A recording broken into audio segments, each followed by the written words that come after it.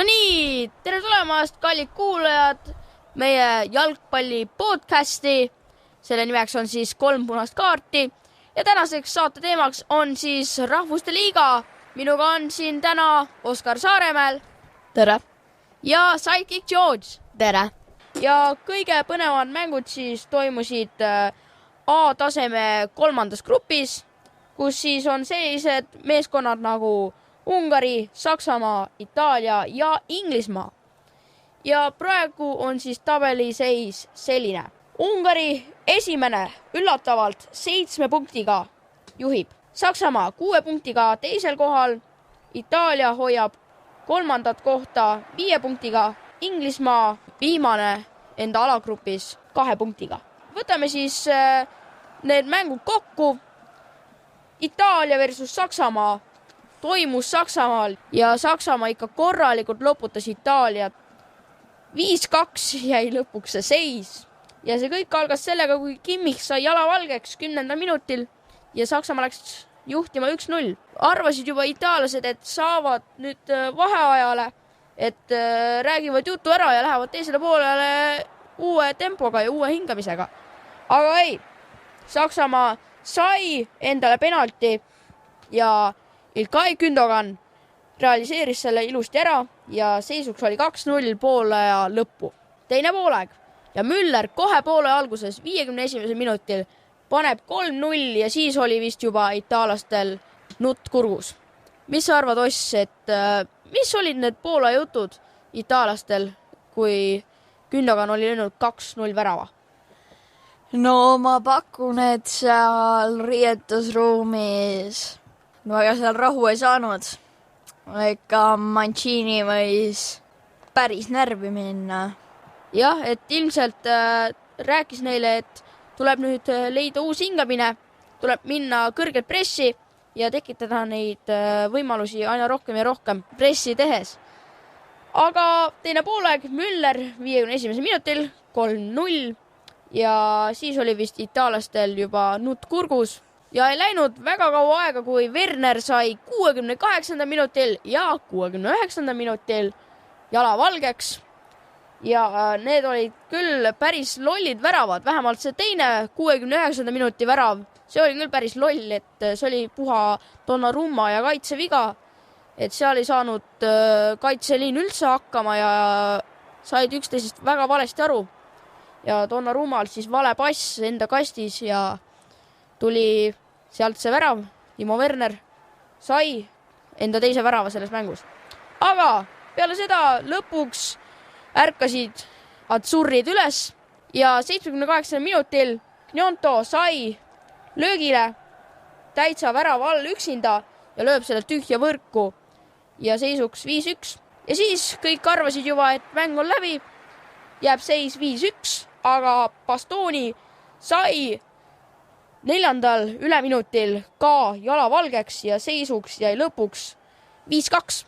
Aga Georg, kes sinu arust oli selles mängus kõige silmapaistvam? Mulle väga meeldis Werneri mäng. Mulle meeldis, et kui ma nägin, siis ta pani palju keha, ta jättis ennast tugevaks ja need väravad olid päris ilusad, olid päris kindlad. Olid tõesti päris kindlad, aga need anti talle tegelikult päris kandikul ette, et see teine värav oli küll minu arust ikka täitsa ära kingitud Euroopa meistrite poolt. Aga selle grupi teine mäng ja oi. No ma ei tea, kas peale seda mängu koju tuleb, aga see mäng oli ikka väga häbiväärne. Kodus mängida selline mäng siis Ungari vastu Inglismaal 4-0 kaotus, pole midagi öelda. Ungari mängis väga hästi. Kohe mängu alguses esimesed 15 minutit panid kohe pressi peale ja mängisid ikka väga hästi. Salai sai 16. minutil kohe jalavalgeks. Ilus löök ja seis oli 1-0 ja inglased siis mõtlesid appi, mis nüüd saab. Oskar, kui sa vaatasid seda mängu, siis kuidas sa mõtlesid, et kas tuleb Inglismaal see lihtne võit või ikkagi saab Ungari ka sõna sekka öelda? no mina arvasin, et ikka Ungari nii nõrk pole ja arvasin, et sealt tuleb mingi viik, aga kui see 70. minuti Šallai värav tuli, siis no ma olin imestuses, et mis toimub. Jah, see lõi, ma arvan, terve Euroopa pahviks, et kuidas nüüd Inglismaa meeskond laseb nii palju lüüa endale ja kodus ka veel. Kõige hullem asi on veel see, et ka John Stones sai punase kaardi ja tuli see punane kaart siis niimoodi, et Stones tegi esimese vea, mis oli päris jõhker, sai kollase ja siis ei läinud väga kaua aega, kui tegi teise vea ja sai punase. Et jah, nii õnnetult see mäng tema jaoks siis lõppes. Aga teised värava autorid olid siis Nagy 80. minutil ja siis ma arvan, oli juba inglastel täitsa mott maas ja ei uskunud nad, et siit tuleb see comeback. Aga pidi edasi mängima ja siis Ungari juba võttis natuke rahulikumalt seda mängu. Juba võidu emotsioonid olid peas. Äkki viimasel minutil tuleb selline mängi nagu Kasdag ja virutab palli võrku 4. korda Inglismaa meeskonnale. Georg, kui pahviks see mäng siin lõi? Minul ei olnud väga üldse emotsiooni, mina lihtsalt olin nagu, tavaline, mind see väga ei huvita. Seega, kuna mina väga ei vaata jalkat, ma pigem mängin. Aga nüüd siis räägime natukene lühidalt ka sellest Eesti-Albaania mängust. No, mängu parimaks valiti küll Matvei Igonen, sest mitte ükski pealelöök, mis tema suunas tehti, ei läinud Eesti väravasse. Aga olgem ausad, neid lööke ei olnud kohe üldse palju ja need ei olnud ka väga ohtlikud. Mis sa arvad, Oss, et kui igav see mäng sulle tundus? no ma hakkasin seda mängu umbes 30. minutist vaatama, ikka igav oli vaadata. Oli tõesti, et Eesti ka väga palju võimalusi ju ei tekitanud. Georg, kuidas sulle tundus, et Eesti ju nii palju seda initsiatiivi ei saanud kätte? No tõsi, ei saanud, aga mul oli ka samad sõnad, mis Oskaril, väga igav oli seda mängu vaadata. Jah, aga ka Albaania õnneks ei suutnud väga seda mängu avada. See viimased 15 minutit, seal läks asi natukene huvitavamaks.